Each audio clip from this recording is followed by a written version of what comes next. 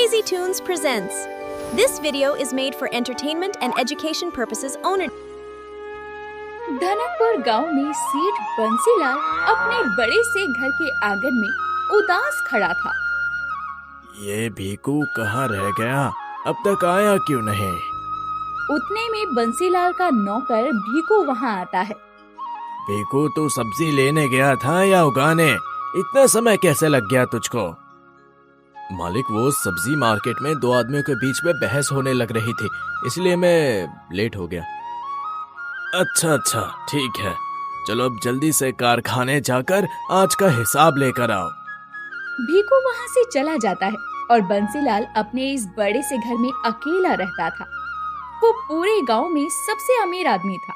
कुछ महीने पहले ही एक बीमारी के चलते बंसीलाल की पत्नी की मौत हो चुकी थी।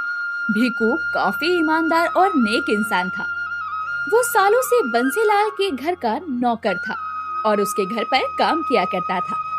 बंसीलाल का उसी गांव में बहुत बड़ा अनाज का कारखाना था, जहां कई सारे लोग काम करते थे। इधर भीकू सड़क से पैदल कारखाने जा रहा था, तभी पीछे से एक तेज रफ्तार ट्रक आकर भीकू को कुचल देता है। इस घटना में भीकू की वहीं मौत हो जाती है।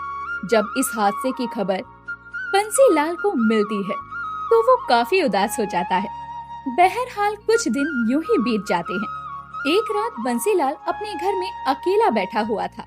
अब उसके घर में काम करने वाला उसका नौकर भीकू उसके पास नहीं था। ये क्या हो गया? भीकू, तू मुझे छोड़कर क्यों चला गया? तेरे होने से मुझे कभी अकेलापन महसूस ही नहीं हुआ। अब मुझसे तो घर के काम होंगे नहीं। एक काम करता हूँ, मैं घर में दो नौकर रख लेता हूँ जो भीकू की तरह मेरा सारा काम कर दिया करेंगे। तभी बंसीलाल गांव में ये ऐलान कर देता है कि उसे दो नौकर आदमियों की जरूरत है। कुछ दिन बाद बंसीलाल के बड़े से घर में उसी गांव के दो गरीब आदमी भोला और चमन बंसीलाल का इश्तेहार पढ़कर उसके घर पर काम मांगने आते हैं। तभी बंसीलाल दोनों को अपने घर में नौकरी पर रख लेता है और उन्हें घर के सारे काम समझा देता है। भोला उसी गांव में अपनी छोटी सी झोपड़ी जैसे घर में अपनी पत्नी मेनका के साथ बैठा था। चलो, आपको काम तो मिला कोई, अब हमारी सारी परेशानियां दूर हो जाएंगी। हाँ मेनका, सेठ जी मुझे महीने के 6,000 रुपए देने वाले हैं। 6,000 रुपए में तो हमारा गुजारा बहुत अच्छे से चलेगा। इधर चमन अपने छोटे से घर में अपनी पत्नी पायल के साथ था। एक बात कान खोलकर सुन लीजिए, इस काम के जो पैसे मिलेंगे आपको, उसकी शराब मत पीना। चमन जो कमाता था वो आधे पैसों की रोज शराब पी जाता था। अगले दिन सवेरे चमन और भोला दोनों बंसीलाल के घर आते हैं। चमन बंसीलाल के घर में रसोई में नाश्ता बनाने लगता है और भोला बंसीलाल के घर में सफाई करने लगता है। ये दोनों तो काफी मेहनती लगते हैं। मुझे ऐसे ही नौकरों की तलाश थी। मालिक का घर तो कितना बड़ा है। तभी चमन चाय नाश्ता लेकर बाहर आता है। थोड़े समय बाद भोला, चमन, मैं किसी काम से शहर जा रहा हूँ, तो तुम में से कोई जाकर गेहूं की फसल कारखाने पहुँचा देना। बंसीलाल वहाँ से चला जाता है। गेहूं की फसल? चलो ये काम मैं कर लेता हूँ। मैं खेत से थोड़ी फसल अपने घर ले जाकर रख दूंगा, मालिक को पता ही नहीं चलेगा। भोला, तू यहाँ घर के काम कर ले, मैं मालिक के खेत में फसल लेकर कारखाने पहुँचा देता हूँ। चमन वहाँ से चला जाता है। चमन बहुत ही लालची और शातिर इंसान था। वहीं भोला बड़ा ही भोला भाला और ईमानदार आदमी था।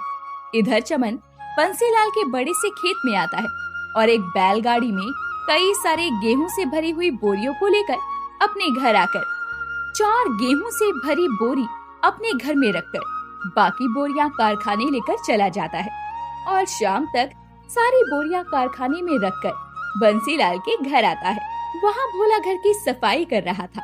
भोला, मालिक नहीं आए अब तक? नहीं चमन भाई। रात के समय बंसीलाल एक थैली लेकर अपने घर आता है और अपने कमरे में जाकर थैली से कई सारे पैसे निकालता है। अरे, मेरी हिसाब की बुक कहाँ है?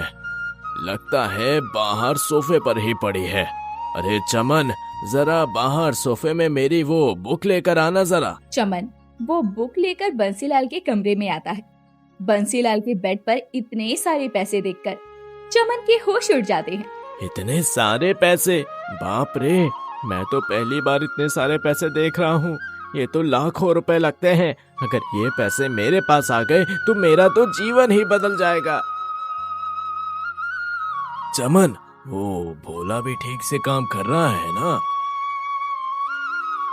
एक काम करता हूँ, मालिक की नजरों में उस भोला को बुरा बना देता हूँ। मालिक, वो भोला बड़ा ही कामचोर और सुस्त है। मैं सवेरे खेत में गया था, वहां से फसल कारखाने भी पहुंचा आया। तब तक उस भोला ने हॉल की भी सफाई नहीं कर पाई। फिर मुझे ही आकर सारे काम करने पड़े। वो भोला काम में बहुत ही कामचोरी कर रहा है मालिक। अच्छा, कहाँ है वो? बुलाओ से। मालिक, वो तो घर चला गया है। आने दो उसको, कल उसकी अच्छी खबर लेता हूँ। अच्छा, अब तुम भी घर जाओ, कल सवेरे जल्दी आ जाना। चमन बाहर आता है तो भोला बंसीलाल के घर के बाहर कपड़े धो रहा था। घर का काम भोला ने ही किया था।